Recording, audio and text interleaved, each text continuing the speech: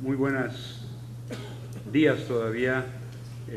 Me da mucho gusto estar aquí con ustedes. Debo confesar que he dado pláticas en muchas circunstancias, pero me sentí aliviado cuando no nos tocó hablar después de los bailables hermosos que presentaron. Me parece muy buena idea el combinar cultura, tradición, música con ese tipo de eventos técnicos. Pero también es un compromiso hablar después de Amaro Gómez, buen amigo del GLENIF y de la profesión latinoamericana en general, y particularmente también sabemos, y por su mensaje se expresó, de las labores de Costa Rica, que ahora se integran a nuestro grupo del GLENIF. Le agradezco a nuestro presidente Jorge Gil del GLENIF la deferencia de que yo empiece con la introducción. Nos vamos a ir, como decimos en México, campechaneando, una parte yo, otra él, y este grupo latinoamericano de emisores de normas de información financiera, de reciente creación, porque tenemos poco más de 3 años de haber sido fundados, después de un esfuerzo conjunto de los países fundadores, hace 3 años, como decía, cuyo nombre en inglés es el GLASS, el Group of Latin American Accounting Standard Setters, y en portugués, que es el otro idioma que tenemos como oficial en el GLENIF, el Grupo Latinoamericano de Normatizadores Contables. Un antecedente que es muy importante es, bueno, ¿por qué surge el GLENIF? ¿De dónde viene? ¿Qué es lo que nos inclinó a los diferentes países a participar en esto? Hay que reconocer realidades que teníamos hace 3 años, que América Latina tenía escasa participación en el proceso de elaboración de las normas internacionales de información financiera, de las International Financial Reporting Standards. Participábamos solo algunos países y además no siempre. Consecuentemente, es muy probable que fueran tomadas en cuenta nuestras opiniones por el IASB, pero quizás sin la fuerza suficiente de lo que implica darlo como una región. Adicionalmente, el World Standard Setters Meeting, que es una reunión que se lleva a cabo todos los años, fines de septiembre, octubre, en Londres, en la que participan más de 100 países que están interesados en la normatividad internacional en materia contable, tenía poca presencia de parte de Latinoamérica. Normalmente participábamos 2, 3 países, y ahora, con la cuestión del GLENIF, hay una representación oficial de parte de Latinoamérica. Es más, en la próxima reunión del World Standard Setters, a fines de septiembre, principios de octubre, habrá una presentación oficial por parte de nuestro presidente en esta reunión. Y teníamos escasa presencia en organismos tal como la IFRS Foundation, que la IFRS Foundation es quien actúa con los trustees como patronato y como órgano de vigilancia del IASB, el International Accounting Standards Board, que es quien tiene a su cargo la responsabilidad técnica de todo esto. Consecuentemente, surgieron grandes desafíos. La gran pregunta era, bueno, ¿cómo armonizar el pensamiento contable de América Latina? ¿Cómo logramos una unión entre países que están unos de otros a distancias geográficas de miles de kilómetros y algunos otros muy cercanos en Centroamérica y en Sudamérica? La idea fue crear una unión de los países para la creación del Grupo Latinoamericano de Emisores de Normas de Información Financiera. En esto, además de la buena voluntad de los países, también ha ayudado la tecnología, porque con los adelantos tecnológicos que tenemos, no es indispensable tener reuniones presenciales para llegar a conclusiones técnicas de trascendencia.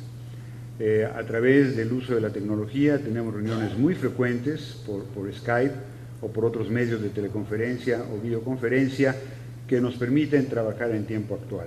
Adicionalmente, hacemos por lo menos 4 reuniones presenciales al año, entre ellas una que tenemos ahora en Costa Rica un poco más tarde el día de hoy. El otro gran reto era cómo transferir el contenido de las normas a profesiones y organizaciones. Y esto fue hecho a través del esfuerzo de todos los integrantes del GLENIF, que ahora voy a mencionar un poco más adelante. Y para ello fue necesario hacer alianzas estratégicas entre los organismos de la profesión contable y otros socios, entre ellos algunos organismos del gobierno que son quienes establecen las normas de información financiera en ciertos países.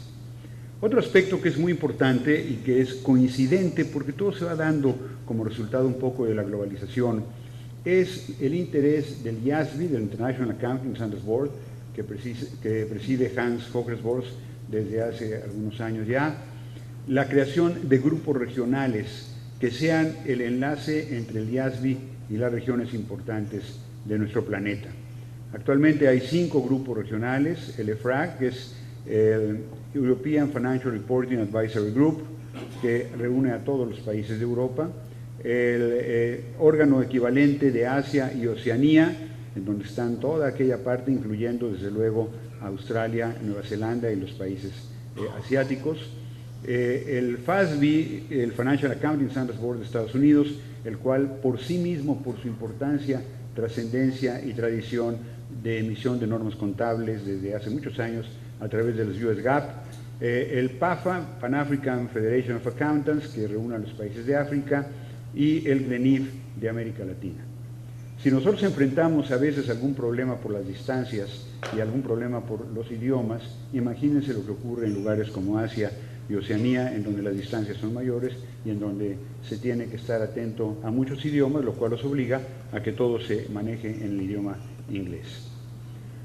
Ahora bien, el objetivo del GRENIF es bastante sencillo, pero de gran trascendencia. Es interactuar con el International Accounting Standards Board en aspectos técnicos, respetando la soberanía de cada miembro. Eso significa que si bien estamos comprometidos a enviar opiniones sobre todos los documentos que salen a la auscultación del IASB de manera conjunta como región, a través de expresar una voz única desde el punto de vista técnico, que no coarta la decisión o la necesidad de los países en lo individual de mandar comentarios específicos, porque así se los demandan sus órganos corporativos o porque así lo consideran conveniente desde un punto de vista técnico. La idea es presentar contribuciones técnicas a los documentos de consulta pública emitidos por el IASB. Algunos pueden resultar sencillos y otros son muy complicados y de cientos de páginas, y los tenemos que someter a estudio y emitir una opinión.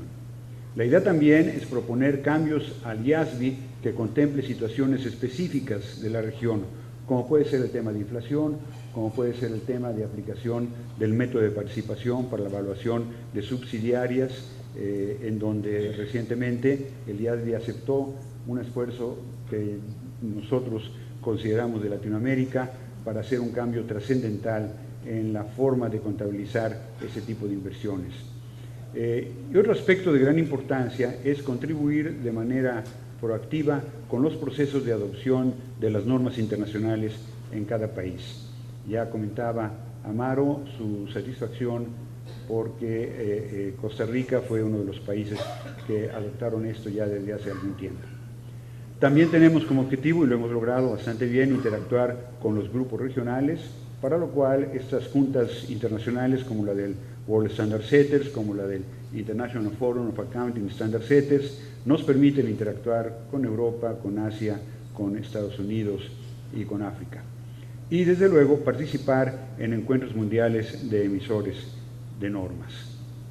¿Cuál es la misión que tenemos entonces? En resumen, posibilitar de forma organizada una voz unificada de la región ante el IASB para que tengamos más presencia, para que, no quiere decir que antes no nos hicieran caso, o no quiere decir que el IASB no atienda las respuestas a la auscultación de los países individuales, o incluso de personas, o de universidades, o de empresas, o de firmas de contadores públicos en lo individual, sino que con eso tenemos más fuerza. La integración de América Latina, como la ven ustedes, que empezó con 12 países, ahora tenemos 17, de hecho, solo falta Nicaragua y las Guyanas, que seguramente por problemas de tamaño, de cuestiones de idioma, no han mostrado interés en participar con nosotros. Los fundadores fueron 12 países: Argentina, Brasil, Bolivia, Chile, Colombia, Ecuador, México, Panamá, Paraguay, Perú, Uruguay y Venezuela. Y los miembros posteriores, y nos da mucho gusto que apenas entró Costa Rica, tengamos esta sesión de gran trascendencia para el GRENIF y seguramente también para Costa Rica, que de ser un miembro observador ahora es miembro de completo. El Salvador, Guatemala, Honduras y República Dominicana. La integración de los grupos que forman parte del GRENIF es muy interesante, porque hay ciertos requisitos que tenemos establecidos, pero que dan con ello una gama diferente. Por ejemplo, hay en algunos países la cuestión de la normatividad contable está a cargo de entidades del gobierno, como puede ser el caso de Colombia, como puede ser el caso de Ecuador. En otros países, a través de los colegios de contadores públicos, como es el caso de Costa Rica y los que ahí aparecen en la lámina, o el caso de México, en donde se ha creado un organismo independiente y plural, que si bien es auspiciado por la profesión contable, el Instituto Mexicano de Contadores Públicos, no depende totalmente de este instituto, sino que está más en la estructura de cómo está integrado el IASBI y cómo está integrado el FASBI. ¿Por qué hay esta mezcla entre organismos del gobierno y organismos profesionales? Pues porque la decisión que se dio para aceptar a los responsables de normatividad contable eran tres posibilidades. Una, que el organismo de cada país sea el emisor de normas de información financiera y tenga un reconocimiento de la comunidad de negocios en general. B, que si no existiera un organismo o el organismo emisor de un país no estuviera interesado en pertenecer al GRENIF, podrá formar parte de nuestra institución el organismo profesional que participe formalmente en la emisión de normas de información financiera y que adicionalmente forme parte de IFAC. Y si no hay un organismo como tal en algún país en particular, la idea es que formando parte de IFAC tendría una representación interesante para participar. Hasta aquí la introducción que me toca hacer y le paso la palabra a nuestro presidente Jorge.